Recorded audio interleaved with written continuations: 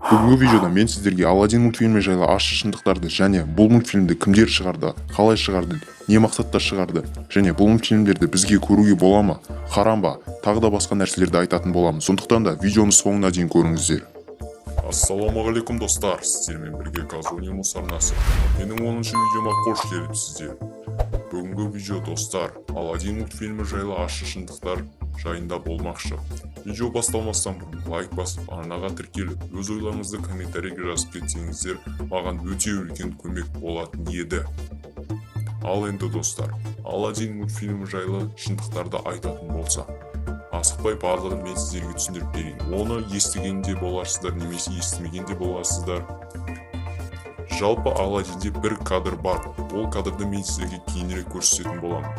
Ол кадр интернетте өте хит болды, көбісі оны көрді. Яғни ол мультфильмнің харам екенін. Бірақ көбісі тағы да басқа теорияларды, тағы да басқа Аладдин мультфильмі жайлы шындықтарды білмейді. Ал мен қазір барлығын рет-ретімен сіздерге айтып шығайын. Біріншіден, Аладдин мультфильмін Disney компаниясы, Disney студиясы шығарған. Ал егер білмейтін болсаңыздар, Disney студиясында жұмыс істейтін, яғни басты сценарист аниматорлардың көбісі Disneyда өзі бөлінеді бұлай.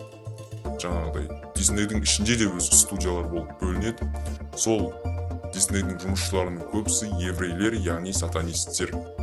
Тіпті Микки Маусты шығарған Disney студиясының бас қалаушысы Уолт Диснейдің өзі еврей болған. Яғни сіз Disney деген жай ғана студия деп ойласаңыз, онда қателесесіз. Уолт Дисней деген ол кәдімгі адам.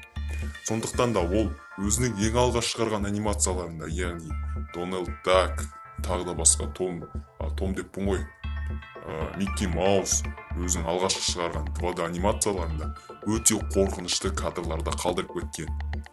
Иә, оны көбісі біле бермейді. Егер Disney мультфильмдердегі өте қорқынышты кадрлармен, өте қорқынышты теориялармен ащы шындықтарды білгілеріңіз келсе, онда комментарийге жазыңыздар. Егер комментарийге көп сұраныс болатын болса, мен онда міндетті түрде осы Аладдиннен басқа анимациялар жайында да түсіретін боламын. Ал енді мен көп созбай сіздерге Аладдин анимациясының теориялары мен ащы шындықтарын, барлығын сценарийін басынан бастап түсіндіріп берейін. Аладдин анимациясы мен фильмі шықпай тұрып, Аладдин ертегісі болған. Я, оны барлықтарыңыз білетін шығарсыздар. Сосын Аладдин мультфильмі шыққаннан кейін Disneyдің сценаристері оны кішкене ертегісінен, нұсқаларының әрқайсысынан өзгертіп, өздерінің мультфильмдерінде көрсеткен болатын. Аладдин мультфильмінің басты сценарийі: Аладдин қарапайым кейіпкер, яғни кедей бала, ал Джин сиқыршы, яғни адам емес, басқа бір существо. Я. Біріншіден, Аладдин шайнекті қолап, Джинді шығарады, және ол Джин кез келген үш тілекті орындайды. Алтын балық деген сияқты ғой, енді типа соған ұқсас. Оны барлықтарыңыз білетін шығарсыздар. Ал Джин кез келген тілекті орындай алады, тіпті өзі де кез келген нәрсеге айнала алады. Және біріншіден айтатын болсақ, сиқыр, тағы да басқа колдовство, мумия деген нәрселер ол анимацияда жалпы адамға көмек ретінде көрсетілгенімен, негізі барлығы біздің дінімізде харам болып саналады.